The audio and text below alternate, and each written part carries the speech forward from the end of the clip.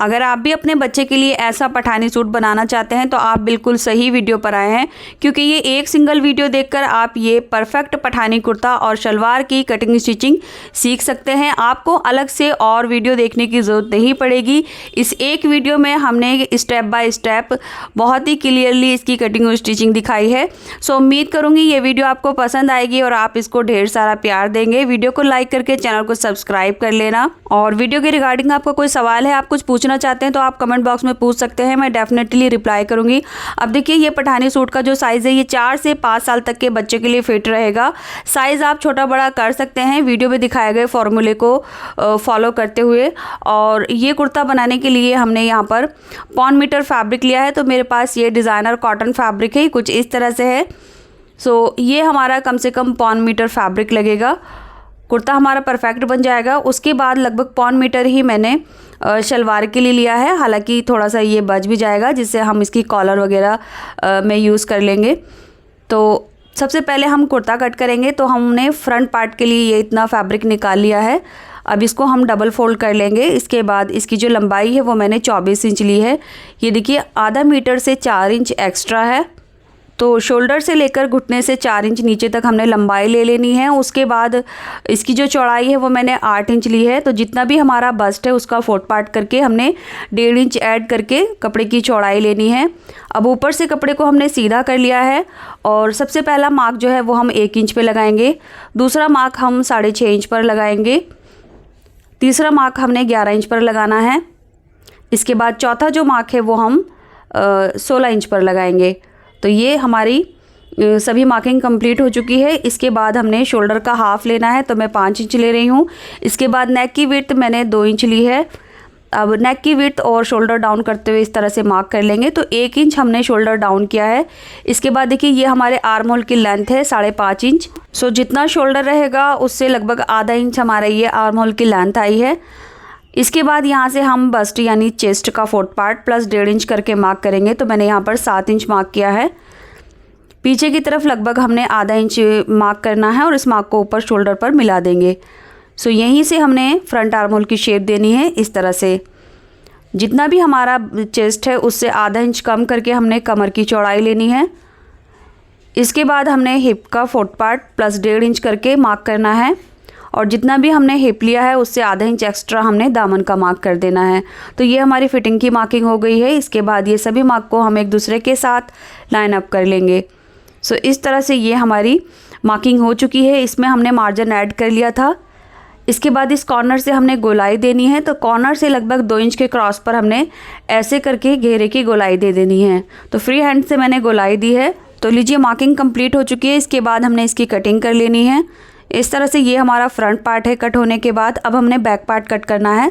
तो back part के लिए भी हम फैब्रिक को उतनी ही चौड़ाई में फोल्ड करेंगे और लंबाई में हमने ऊपर से लगभग 1 इंच एक्स्ट्रा लेना है। तो देखिए इसके ऊपर हमने ये फ्रंट वाला पार्ट रख लिया है और ऊपर की तरफ हमने 1 इंच निकाल दिया है। तो यहाँ से हमने 1 इंच ऊपर लेना है इस तरह से और शोल्डर की साइड से भी हम 1 इंच एक्स्ट्रा लेंगे। और नेक की जो विड्थ थी हमारी 2 इंच थी। अब इसको भी हमने 1 इंच का शोल्डर डाउन कर देना है। इसके बाद हमने यहाँ से मार्क करना है। ये देखिए नेक की विड्थ हमारी 2 इंच थी। बैक नेक की जो गहराई है वो 1 इंच है। सो 1 इंच की गहराई लेते हुए हमने बैक नेक को इस तरह से ड्रॉ कर देना है। इसके बाद जो हमारा बैक आर्म होल है वो लगभग आधा से 1.25 इंच बाहर की तरफ रहेगा। तो इस तरह से हमने मार्किंग कर दी है बैक आर्म होल की। अब हमने बैक पार्ट की कटिंग कर लेनी है। तो लीजिए ये हमारे बैक पार्ट भी कट हो चुका है। इसके बाद हमने बैक नेक की कटिंग कर लेनी है इस तरह से। और जो हमारी हिप लाइन है वहाँ पर हम चारों लेयर में नॉचेस लगा लेंगे। सो यहाँ से हमारे स्लिट्स ओपन होंगे इस तरह से। और जो फिटिंग है वो हम आधा इंच का मार्जिन छोड़ते हुए नॉचेस लगा लेंगे। सो आधा इंच का दबाव हमारा हिप लाइन तक रहेगा। इसके बाद ये हमारा फ्रंट वाला पार्ट है, इसको हम अलग रखेंगे। और अब हमने देखिए इसकी नेक की विड्थ जो है 2 इंच ली थी और गहराई भी हमने 2 इंच लेनी है। इस तरह से नेक की शेप देते हुए हमने कट कर लेना है। तो ये हमारा फ्रंट नेक है, इसकी कटिंग कुछ इस तरह से होगी। इसके बाद फ्रंट में जो प्लैकेट बनाना है उसके लिए देखिए सेंटर की पहले क्रीज़ बना लेंगे हाथों की हेल्प से। तो सेंटर में क्रीज़ बन गई है, मैं यहाँ पर आपको मार्क करके भी दिखा देती हूँ। सो इस तरह से सेंटर में हम पहले मार्क कर लेंगे। कपड़े की सीधी साइड हमने ऊपर करके रखी है। अब देखिए जो सेंटर का मार्क किया था इस मार्क की लेफ़्ट वाली साइड में हमने एक पैर और मार्क करना है अंदर की तरफ। तो यहाँ से हम अंदर की तरफ एक पैर और मार्क करेंगे और इसी मार्क पर हमने कट करना है। सो ये जो मार्क है ये मैंने उल्टी साइड में किया है, यानी उल्टे हाथ की तरफ। ये मेरा सीधा हाथ है जिधर हमने एक पैर एक्स्ट्रा लिया है, और ये जो साइड है ये हमारी लेफ़्ट साइड है जिधर हमने एक पैर कम करके कट किया है। और कपड़े को हमने सीधा ऊपर रखना है और रॉन्ग साइड जो है कपड़े की वो उल्टी तरफ है। इसके बाद हमने स्लीव कट करनी है। तो स्लीव के लिए कपड़े को पहले इस तरह से 4 फोल्ड कर लेंगे और मैं यहाँ से इसको बीच में से कट कर लूँगी ताकि ये 4 में डिवाइड हो जाए। तो स्लीव की जो लेंथ है वो आप अपने हिसाब से लेंगे। ये देखिए कपड़ा हमारा 4 फोल्ड है और स्लीव की जो लंबाई है वो हमें 13 इंच तैयार चाहिए। ये अभी 11.5 इंच के तकरीबन है। 2 इंच इसमें से आगे की तरफ कफ आ जाएगा, तो ये 13 इंच के अराउंड हमारी स्लीव तैयार हो जाएगी। इसके बाद स्लीव ओपनिंग के लिए हम 3.5 इंच पर मार्क करेंगे और 1 इंच और एक्स्ट्रा ले लेंगे। तो मैंने 4.5 इंच पर मार्क किया है। आर्म होल के लिए तकरीबन हमने 6 इंच ले लेना है। इसके बाद यहाँ से हम 2.5 इंच अंदर की तरफ मार्क करेंगे और इस तरह से स्लीव की जो इनर साइड है यहाँ पर तिरछा मार्क कर लेंगे और ये हमारा आर्म होल है। अब हमने इसकी कटिंग कर लेनी है। कटिंग करने के बाद स्लीव ओपनिंग से नीचे की तरफ हमने 2 इंच पर मार्क करके नॉचेस लगा लेने हैं। यहाँ तक हमारा स्लीव जो है वो ओपन रहेगी। इसके बाद आर्म होल में सेंटर का नॉचेस लगाकर 2 लेयर में आधा इंच एक्स्ट्रा कटिंग कर लेनी है। तो लीजिए ये हमारी स्लीव कट हो चुकी है। इसके बाद हमने शलवार कट करनी है। तो शलवार के लिए कपड़े को हमने 4 फोल्ड करके इस तरह से रख लिया है। कपड़े की बंद साइड हमारी तरफ है और कपड़े की जो चौड़ाई है वो मैंने 9.5 इंच ली है। इसके बाद हमने शलवार की लंबाई जो है वो लेनी है। तो यहाँ पर 25 इंच मैंने कपड़े की लेंथ ली है। अब यहाँ से हम लगभग 8.5 इंच पर मार्क करेंगे। उसके बाद नीचे की तरफ हमने 2 इंच पर मार्क करना है। तो 2 इंच मैं नेफे के लिए ले रही हूँ, हालांकि आप 1.5 इंच भी ले सकते हैं इलास्टिक की चौड़ाई के अकॉर्डिंग। तो मैंने 2 इंच लेकर सीधा मार्क कर लिया है। इतना हमारा नेफे में फ़ोल्ड हो जाएगा। इस तरह से हमने 8.5 इंच पर मार्क किया है। ये देखिए इतना जो है हमारा नेफे में फ़ोल्ड हो जाएगा। इसके बाद हमने शलवार की लेंथ लेनी है। तो शलवार की रेडी लेंथ 21 इंच है। 21 इंच पर मार्क करेंगे और नीचे की तरफ जो है हमारा 1.5 इंच फोल्डिंग में चला जाएगा। अब इस मार्क को हम सीधा कर लेंगे। तो शलवार में हमने उतना कपड़ा एक्स्ट्रा लेना है जितना नेफे और बॉटम में फ़ोल्ड होगा। शलवार की रेडी लंबाई हमारी 21 इंच हो जाएगी। इसके बाद क्रॉच की लेंथ लेंगे। तो क्रॉच की लेंथ मैं 9.5 इंच ले रही हूँ। इस तरह से मार्क करके हमने ये मार्क को ऊपर सीधा मिला देना है। अब इस मार्क में हमने क्रॉच की गोलाई देनी है फ्री हैंड से। इस तरह से अब हमने यहाँ पर मोरी की चौड़ाई लेनी है। तो जितनी भी मोरी की चौड़ाई हमने रखनी है उससे 1 इंच एक्स्ट्रा ले लेंगे। तो मैंने यहाँ पर 6 इंच लेकर इस तरह से मार्क कर दिया है। नीचे की तरफ थोड़ा सा तिरछा मार्क किया है। अब हमने इस मार्क पर इसकी कटिंग कर लेनी है। कटिंग करने के बाद ये देख सकते हैं यहाँ पर हमने जहाँ नेफा और नीचे बॉटम में फ़ोल्ड करना है यहाँ पर हम नॉचेस लगा लेंगे। तो जितना फैब्रिक हमने एक्स्ट्रा लिया था ये फ़ोल्ड हो जाएगा और तैयार लंबाई शलवार की 21 इंच रहेगी। अब इसको स्टिच करने के लिए सिंपली हम इसके क्रॉच स्टिच कर लेंगे। तो यहाँ से दोनों को हम इस तरह से ओपन करेंगे। इनकी सीधी साइड अंदर रहेगी और उल्टी साइड बाहर की तरफ। यहाँ से बराबर मिलाते हुए रखेंगे और दोनों क्रॉच को आधा इंच का दबाव लेकर सिल देंगे। साथ में हम इसका नेफा भी फ़ोल्ड कर लेंगे और नीचे जो इसका बॉटम है वो फ़ोल्ड करके सिलाई लगा लेंगे इस तरह से। तो ये हमारी शलवार इतनी रेडी हो जाएगी। बाद में हम इलास्टिक इंसर्ट करेंगे। अब चलिए हम प्लैकेट बनाते हैं। तो प्लैकेट बनाने के लिए ये हमारा फ्रंट वाला पार्ट है। तो उसके लिए हम 2 इंच चौड़ी एक पट्टी लेंगे। तो यहाँ पर मैं शलवार वाले फैब्रिक से ही ये प्लैकेट बना रही हूँ। इसकी चौड़ाई 2 इंच है और लंबाई मैंने 10 इंच ली है। अब इस पट्टी को ऊपर की तरफ हमने थोड़ा सा निकाल देना है और यहाँ से एक पैर का दबाव लेकर सिल देना है। इसके बाद दूसरी साइड की ये मैंने एक कैनवास पट्टी को फैब्रिक के ऊपर पेस्ट कर लिया है। कैनवास की जो चौड़ाई है वो मैंने 1 इंच ली है और इसकी लंबाई जो है वो मैंने 8.5 इंच ली है। सो कैनवास को मैंने इस तरह से फैब्रिक के ऊपर आयरन करके पेस्ट कर लिया है। ये देखिए कैनवास की चौड़ाई 1 इंच है, लंबाई 8.5 इंच है। नीचे से मैंने ये तिरछा शेप में कैनवास को कट किया और कपड़े के इस तरह से हमने आयरन कर लेना है। इस साइड से मैंने ये 1/4 इंच कपड़ा एक्स्ट्रा छोड़ा था और इस साइड से हमारी कैनवास की चौड़ाई से आधा इंच एक्स्ट्रा लिया था। अब ये वाली जो पट्टी है ये इसकी रॉन्ग साइड से स्टिच होगी। सो ऐसे करके ये वाली जो पट्टी है नीचे से आ जाएगी। अब चलिए मैंने ये सीधी वाली जो पट्टी है यहाँ से मैंने एक पैर का दबाव लेकर इसको सिल दिया है। अब यहाँ से हमने एक तिरछा सा कट लगाना है।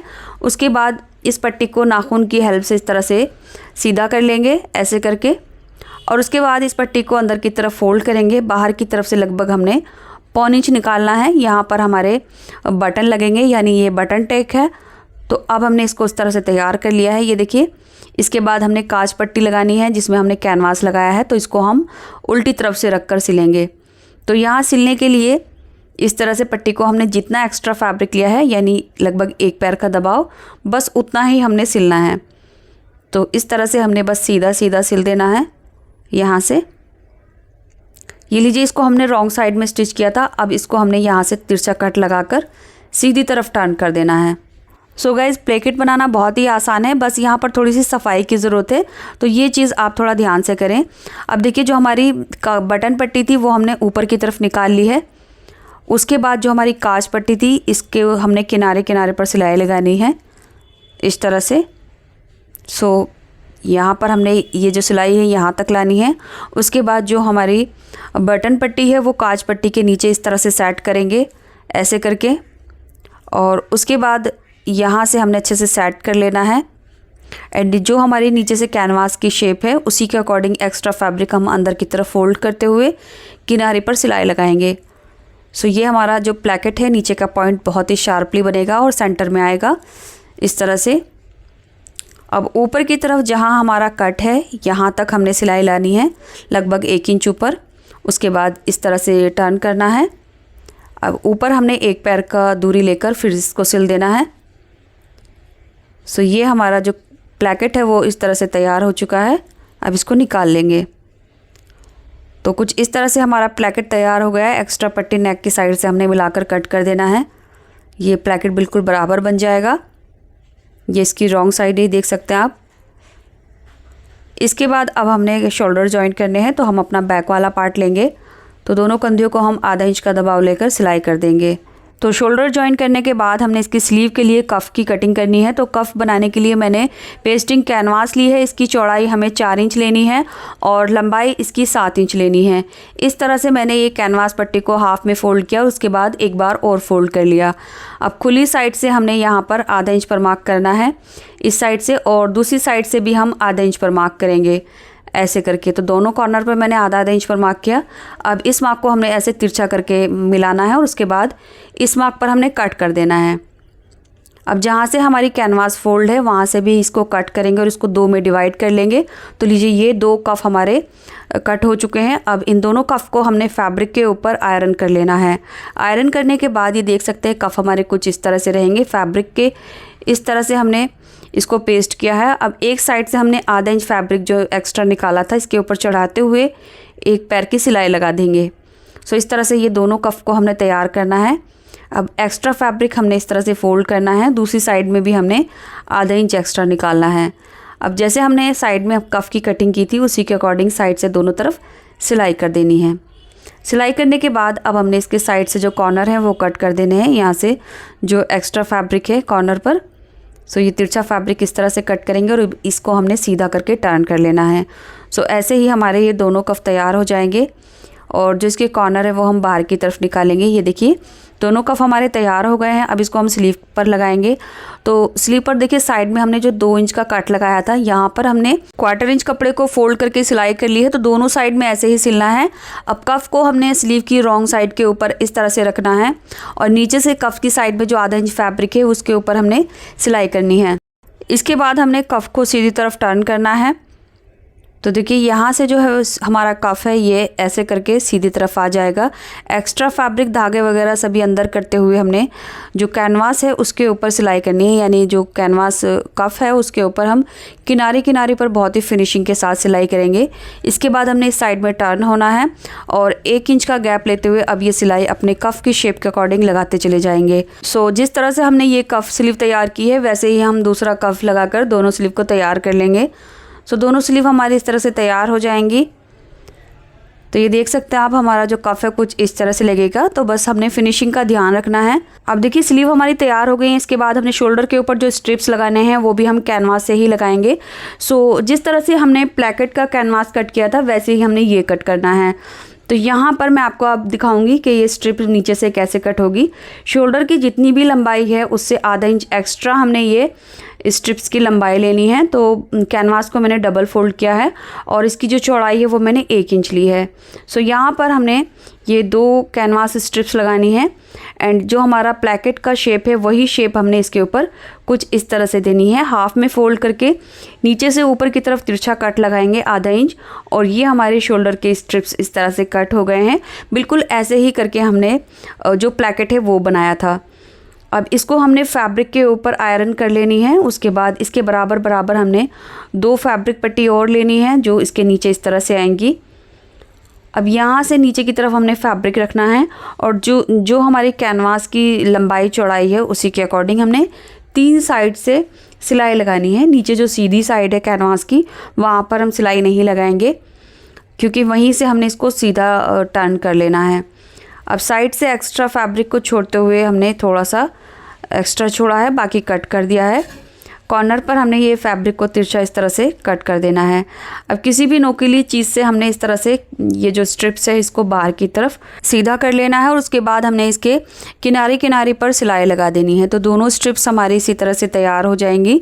अब इनकी लंबाई जो है वो हम इस तरह से चेक कर लेंगे, जो भी एक्स्ट्रा होगा नीचे की तरफ से हम कट कर देंगे इस तरह से। अब चलिए हम इनको इस तरह से लगाना है तो उसके लिए हम अपनी स्लीव लगाना स्टार्ट करते हैं। तो जब हम स्लीव लगाएंगे उसी के साथ ये भी स्टिच हो जाएंगे। तो यहाँ से हमने आर्म होल को इस तरह से ओपन करके रख लिया है और ये हमारी स्लीव है।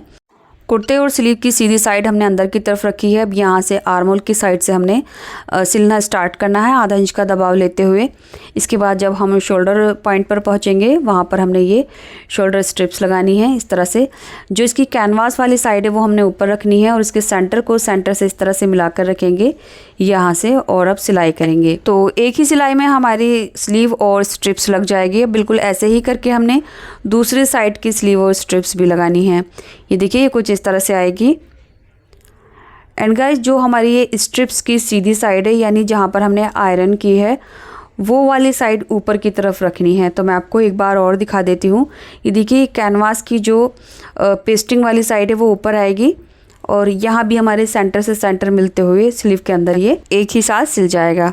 सो इस स्लीव को भी हम ऐसे ही करके कंप्लीट कर लेंगे।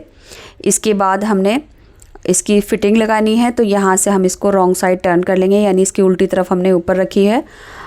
अब कफ को इस तरह से हाफ में फोल्ड करेंगे और यहाँ साइड में जो हमने क्वार्टरनी सिलाई लगाई थी यहाँ से हमने आधा इंच का दबाव लेकर सिलाई लगाना स्टार्ट करना है। सो बस अब हम फिटिंग लगाते हुए सिर्फ आधा इंच का ही दबाव लेंगे ऐसे करके, और जहाँ तक हमारी हिप लाइन थी वहाँ तक हमने ये आधा इंच को कवर करना है और यहाँ लाकर सिलाई को अच्छे से लॉक कर देंगे। बिल्कुल ऐसे ही करके हम दूसरी साइड में भी फिटिंग लगाएंगे। सो गाइज़ वीडियो थोड़ी सी लंबी है बट मैं वीडियो को डिटेल में बना रही हूँ, इसलिए आप ये वीडियो देखते देखते अगर यहाँ तक आ गए हैं तो प्लीज़ वीडियो को लाइक करके शेयर ज़रूर कर दें और चैनल भी सब्सक्राइब ज़रूर करें। अब देखिए फिटिंग लगाने के बाद हमने इसका घेरा फोल्ड करना है। तो घेरा फोल्ड करते हुए बस हमने 1/4 इंच फैब्रिक को डबल फोल्ड करते हुए किनारे किनारे पर सिलाई लगानी है। आप चाहें तो इसको 2 बार में भी फोल्ड कर सकते हैं, यानी आप एक बार हाफ में फोल्ड कर दीजिए उसके बाद दोबारा इसको फोल्ड करके सिलाई लगा दीजिए। सो इस तरह से ये हमारा जो कुर्ता है वो तैयार हो चुका है। ये इसका कफ है कुछ इस तरह से। इसके बाद हमने कॉलर बनानी है। तो कॉलर बनाने के लिए नेक को हम इस तरह से पकड़ेंगे यानी हाफ में इस तरह से पकड़ेंगे और उसके बाद नेक की गोलाई लेंगे। तो इंची टेप को इसके बराबर बराबर हमने मिलाते हुए चेक कर लेना है। जो भी हमारे नेक की गोलाई आएगी वो देख लेंगे। तो मेरे अकॉर्डिंग नेक की गोलाई जो है वो 6.5 इंच है। अब इसके अकॉर्डिंग हमने ये कैनवास ली है। कैनवास को मैंने इस तरह से डबल फोल्ड कर लिया है और इसकी चौड़ाई 4 इंच ले लेंगे और लंबाई जो है वो 6.5 इंच ही लेंगे। अब हाफ में मैंने इसको फोल्ड कर लिया है और मैं इसके ऊपर एक सिलाई लगा दूंगी ताकि मार्किंग करते हुए ये इधर उधर ना भागे। तो ये बीच में से हमने इस तरह से फोल्ड कर लिया है। इसके बाद साइड से ये मार्क जो है वो हम सीधा कर लेंगे। जो नीचे से अनइक्वल है वो उसको सीधा इस तरह से कर लेना है। इसके बाद यहाँ से हम 1 इंच पर मार्क करेंगे और इस साइड से भी 1 इंच मार्क करके इस मार्क को हमने सीधा कर लेना है। अब ये जो है हमारे कॉलर की लंबाई 6.5 इंच थी, तो यहाँ से आगे की तरफ हमने 6.5 इंच पर मार्क करना है। उसके बाद 6.5 इंच का हमने हाफ़ करना है ऐसे करके, यानी 3.25 इंच पर हमने यहाँ मार्क किया। अब इस मार्क को भी हमने सीधा कर लेना है और आगे वाला जो मार्क है हमारा 6.5 इंच का, इसको भी हम सीधा कर लेंगे। अब सबसे पहले हमने कॉलर की नीचे से गोलाई देनी है। तो ये जो 1 इंच का मार्क था, इस पॉइंट से हमने नीचे इस तरह से डॉट डॉट करके पहले मार्क कर लेना है, ऐसे करके। इसके बाद यहाँ से ऊपर की तरफ हम 1.25 इंच पर मार्क करेंगे इस तरह से, और इस साइड से लगभग हम आधा इंच की दूरी पर ये मार्क करना है। अब इस मार्क को हमने नीचे इस मार्क पर यहाँ लाकर मिला देना है इस तरह से। अब ये वाला जो मार्क है हम सीधा कर लेंगे। सीधा करने के बाद ऊपर वाली जो हमारी कॉलर है, इसकी चौड़ाई जो है वो हम 2 इंच लेंगे, और 2 इंच हमने यहाँ भी मार्क कर देना है। इसके बाद हमने इस मार्क को सीधा कर देना है। अब देखिए, इस मार्क के अंदर की तरफ लगभग हम 1 पैर यानी 2 पॉइंट पर ये मार्क सीधा करेंगे इस साइड से, और इस साइड से भी अंदर की तरफ हमें 2 पॉइंट पर मार्क करना है। अब ऊपर वाली जो कॉलर है, नीचे वाली कॉलर से आधा इंच छोटी रहेगी, तो यहाँ से अंदर की तरफ आधा इंच पर मार्क करना है इस तरह से। ये देखिए, ये 1.25 इंच है। अब ऊपर भी हमने 1.25 इंच पर मार्क कर लेना है इस तरह से। अब इन दोनों पॉइंट को हमने इस तरह से सीधा कर लेना है ऐसे करके। अब यहाँ से आगे की तरफ हम 2 पॉइंट यानी 1/4 इंच पर मार्क करेंगे, और इस मार्क को हमने थोड़ा सा ऊपर निकाल देना है। अब इस मार्क को हमने नीचे इस तरह से हल्का सा तिरछा मार्क करके मिला देना है, ये देखिए इस तरह से। इसके बाद ये वाला मार्क जो है हम यहाँ लाकर मिलाएंगे, और आगे से जो शेप है वो कुछ इस तरह से रहेगी। तो चलिए, ये वाले पॉइंट को हम स्केल्स की हेल्प से इस तरह से तिरछा करके मिलाएंगे। अब ऊपर से भी हम ये दोनों पॉइंट को इस तरह से हल्का सा तिरछा मार्क करके मिला देंगे। तो लीजिए, कॉलर की हमारी मार्किंग हो चुकी है। इसके बाद हमने इसके ऊपर एक सिलाई और कर लेनी है, ताकि जब हम कटिंग करें तो ये इसकी कटिंग इक्वली हो, और कटिंग करते हुए कैनवास इधर उधर ना फिसले। अब कटिंग हमने यहाँ नीचे से करना स्टार्ट करना है। सो ये हमारी नीचे वाली कॉलर है, और ये हमारी ऊपर वाली कॉलर है, यानी ये डबल कॉलर है जो कि कुछ इस तरह से आएगी, ये देखिए।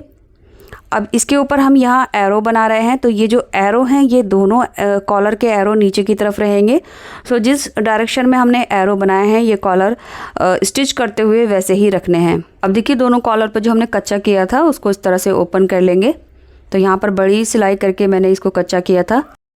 सो दोनों कॉलर को हमने इस तरह से ओपन कर लिया है। अब इसको हमने फैब्रिक के ऊपर पेस्ट कर लेना है, जैसे हमने एरो बनाया था उसी के हिसाब से हमने यहाँ पर देखिए फैब्रिक के ऊपर पेस्ट कर लिया है। चारों तरफ से आधा आधा इंच एक्स्ट्रा लिया है, और उतना ही फैब्रिक नीचे एक बार और है, यानी डबल फैब्रिक है ये। अब ऊपर वाली जो कॉलर है वो कुछ इस तरह से स्टिच करनी है। एरो का जो फेस है वो मैंने नीचे रखा है, और यहाँ से सिलना स्टार्ट करेंगे। जो हमारी कैनवास है उसके बराबर बराबर हमने सिलाई करनी है। अब यहाँ से हम कॉर्नर कट करेंगे, और अंदर की तरफ से हमने थोड़ी थोड़ी दूरी पर कट्स लगाने हैं। इसके बाद इसको सीधा कर लेना है। तो लीजिए, ये हमारी जो कॉलर है वो इस तरह से सीधी हो जाएगी, एंड इसके जो कॉर्नर्स है वो भी बाहर की तरफ आराम से निकल जाएंगे। हालांकि आप किसी नोकीली चीज़ से भी इसको सीधा कर सकते हैं। तो इस तरह से जो इसके कॉर्नर हैं वो बाहर की तरफ निकल गए हैं अच्छे से। आप इसके ऊपर आयरन कर लीजिए। आयरन करने के बाद हमने इसके ऊपर जहाँ सिलाई लगाई है वहीं से एक पैर का दबाव लेकर सिलाई लगा देना है। अब नीचे से जो हमारी ओपन साइड है, यहाँ से हमने एक्स्ट्रा फैब्रिक इस तरह से फोल्ड करते हुए कैनवास की जो चौड़ाई है वो ले लेनी है, और इसी मार्क पर हमने सिलाई कर देना है। इसके बाद जो हमने सिलाई की है अभी, यहाँ पर सेंटर का मार्क कर लेंगे इस तरह से। और अब हमने ये वाली कॉलर लेनी है। अब इसके जो हमारे एरो हैं यहाँ पर हमने ये साइड जो है नीचे रखनी है। तो इस साइड से हमने इसको जो एक्स्ट्रा फैब्रिक लिया था ये ऊपर की तरफ फोल्ड करते हुए एक पैर का दबाव लेकर सिलाई लगा देनी है। इसके बाद इसको हाफ में फोल्ड करेंगे, और इसका एक सेंटर निकाल लेंगे। तो ये इसका सेंटर है, और इसी के बराबर इसकी जो दूसरी पट्टी है इसका भी सेंटर ले लेंगे। तो ये दोनों का सेंटर हमने एक दूसरे के ऊपर इस तरह से ले लेना है। तो अब हमने इस कॉलर को बड़ी कॉलर के साथ अटैच करना है। तो ये जो सेंटर है ये एक दूसरे के ऊपर इस तरह से आएंगे। सो यहाँ सेंटर से सेंटर मिलाकर रखना है, और ये बीच में से ही हम सिलना स्टार्ट करेंगे। तो जितना हमने एक्स्ट्रा फैब्रिक लिया है इस कॉलर में, बस वहीं पर हमने सिलाई लगानी है। इसके बाद इसके दूसरी साइड में भी हमने सिलाई लगा देनी है इस तरह से। अब नीचे वाली कॉलर का ये जो फैब्रिक है इसका सेंटर हमने देखना है, ये वाला। अब ये इसके नीचे कुछ इस तरह से आएगा, ये देखिए ऐसे करके। अब यहाँ से हमने सिलना स्टार्ट करना है। सो इस साइड से सिलेंगे, और बस सिलाई जो है उसी सिलाई के ऊपर होगी जो हमने पहले की है। सिलने के बाद इसके हमने अंदर नॉचेस लगा देने हैं यहाँ पर ये हमारा फैब्रिक है लगभग 1 पैर दबाव का। अब इसको बाहर की तरफ हमें सीधा कर लेना है इस तरह से। इस साइड से जो कॉर्नर है वो भी हम बाहर की तरफ निकाल लेंगे, ये देखिए ऐसे करके। सो ये कॉलर हमारी तैयार हो गई है, इसके ऊपर हम अच्छे से आयरन कर लेंगे और अब हमने कुर्ते के साथ अटैच करनी है। तो कुर्ते को इस तरह से रखना है, यानी कुर्ते को मैंने सीधा रखा है और कॉलर कुछ इस तरह से रहेगी। कैनवास की जो पेस्टिंग वाली साइड है वो हमारी ऊपर रहेगी कॉलर की, और उसके बाद यहाँ से सिलना स्टार्ट करना है। तो जिस तरफ हमारी काज पट्टी है वहीं से मैं लगाना स्टार्ट कर रही हूँ। सो कॉलर लगाते हुए हमने 1 पैर का दबाव लेना है, यानी नीचे की साइड में जितना हमने कॉलर में एक्स्ट्रा लिया था बस उसी को ही हमने नेक के साथ अटैच करना है। तो लीजिए ये हमारी कॉलर पूरी नेक के बराबर है इस तरह से। अब अंदर की साइड से ये जितना एक्स्ट्रा फैब्रिक धागे हैं वो हम कॉलर के अंदर इस तरह से कवर करेंगे और अब इसके किनारे किनारे पर हमने सिलाई लगानी है। सो गाइज़ इसी के साथ हमारा पठानी कुर्ता तैयार हो चुका है। अब हमने इसके साथ जो शलवार कट की थी वो स्टिच करनी है। तो शलवार का जो क्रॉच है वो मैं स्टिच कर चुकी हूँ, ये देखिए दोनों साइड से आधा इंच का दबाव लेकर। एंड इसका जो बॉटम था यानी मोरी थी वो भी मैंने फोल्ड करके ऊपर नीचे 2-2 सिलाइयाँ लगा दी हैं, यानी जिस तरह से मोरी होती है बस वैसे ही करके मैंने सिलाई लगाई है। इसके बाद हमने इसकी इनर साइड में फिटिंग लगानी है। तो यहाँ से मोरी की साइड से डबल पकड़ते हुए मोरी की जितनी भी हमने फिटिंग रखनी है उसी के हिसाब से हमने 1 इंच का दबाव लेकर मोरी से सिलाई करना स्टार्ट किया है। ऊपर से लगभग मैंने 1.25 इंच लिया है एंड इस साइड से भी मैंने 1 इंच का दबाव लेकर सिलाई को अच्छे से लॉक कर दिया है। इसके बाद हमने इलास्टिक डालनी है। तो यहाँ पर हमने 2 इंच नेफे के लिए लिया था। सो इलास्टिक की जो चौड़ाई है वो मैं 1 इंच ले रही हूँ इस तरह से, और लंबाई जो है वो मैंने 17.5 इंच ली है। सो मेरी जो इलास्टिक है वो थोड़ी टाइट है इसलिए मैंने 17.5 इंच ली है। अब दोनों सिरों को हम अच्छे से लॉक करके सिलाई कर देंगे। इसके बाद हमने इस तरह से यानी उल्टी तरफ हमने इलास्टिक रखनी है अंदर से, और यहाँ से नेफे के लिए जितना भी एक्स्ट्रा लिया था वो फोल्ड करते हुए हमने किनारे किनारे पर सिलाई लगानी है। सिलाई लगाते हुए हम ध्यान रखेंगे इस सिलाई के नीचे इलास्टिक नहीं आनी चाहिए, अदरवाइज़ जो हमारी इलास्टिक की स्ट्रेचेबिलिटी है वो ख़त्म हो जाएगी। सो बस ध्यान रखें इलास्टिक 1 पॉइंट अंदर रहे, उसके बाद नेफे के ऊपर ही सिलाई लगे। तो पूरे नेफे में हमने इस तरह से इलास्टिक को घुमाते हुए सिलाई कर लेना है। उसके बाद इस इलास्टिक को अच्छे से खींचेंगे ताकि सारी गैदर्स इक्वल हो जाए, और अब हमने इसके बीचों बीच एक और सिलाई लगा लेनी है। तो बस इसी के साथ हमारी शलवार भी तैयार हो चुकी है, ये देखिए। सो शलवार बनाना बहुत ही ईजी है, जैसा कि आप वीडियो में देख चुके हैं। ये बहुत ही कम टाइम में बन जाता है। एंड नीचे ये हमारी जो मोरी है इसके ऊपर नीचे मैंने यहाँ पर पाँचों के जैसे ही सिलाई लगाई है ताकि इसका जो लुक है वो शलवार की तरह रहे। सो इस तरह से हमारी शलवार तैयार हो गई है। एंड इसका जो पठानी कुर्ता है उसके ऊपर हमने बटन लगा लिए हैं। कफ के ऊपर मैंने 2 बटन लगाए हैं जो कि कुछ इस तरह से आ जाएंगे, ये देखिए इस तरह से, और 3 बटन हमारे प्लैकेट के ऊपर आए हैं। साथ ही साथ एक बटन हमारा शोल्डर स्ट्रिप्स के ऊपर आया है। एंड गाइज़ ये काज बटन मैं बाहर फैक्ट्री से कराती हूँ, क्योंकि अगर हम घर में करते हैं तो काफ़ी टाइम लग जाता है, और बाहर अगर हम फैक्ट्री से कराते हैं जो कि मशीन के थ्रू होता है तो वो बहुत ही कम टाइम में और बहुत कम पैसों में ये काज बटन आसानी के साथ हो जाते हैं। सो गाइज़ यहाँ आकर वीडियो कंप्लीट होती है। उम्मीद करूँगी ये वीडियो आपको पसंद आई होगी और अब तक आपने इस वीडियो को लाइक कर दिया होगा। अगर आपके साइज़ के अकॉर्डिंग आप कुछ पूछना चाहते हैं तो आप मुझे कमेंट बॉक्स में पूछ सकते हैं। नेक्स्ट पठानी कुर्ता जो है वो मैं 8 से 10 साल के बच्चे के लिए वीडियो पोस्ट करूँगी। तो अगर आप 8 से 10 साल के बच्चे के लिए ये पठानी सूट बनाना चाहते हैं तो आप मेरे वो वीडियो ज़रूर देखना। लिंक इसी वीडियो के फर्स्ट पिन कमेंट डिस्क्रिप्शन में दूँगी, या फिर आप वो वीडियो यहाँ एंड स्क्रीन पर क्लिक करके भी देख सकते हैं। Thanks for watching this video.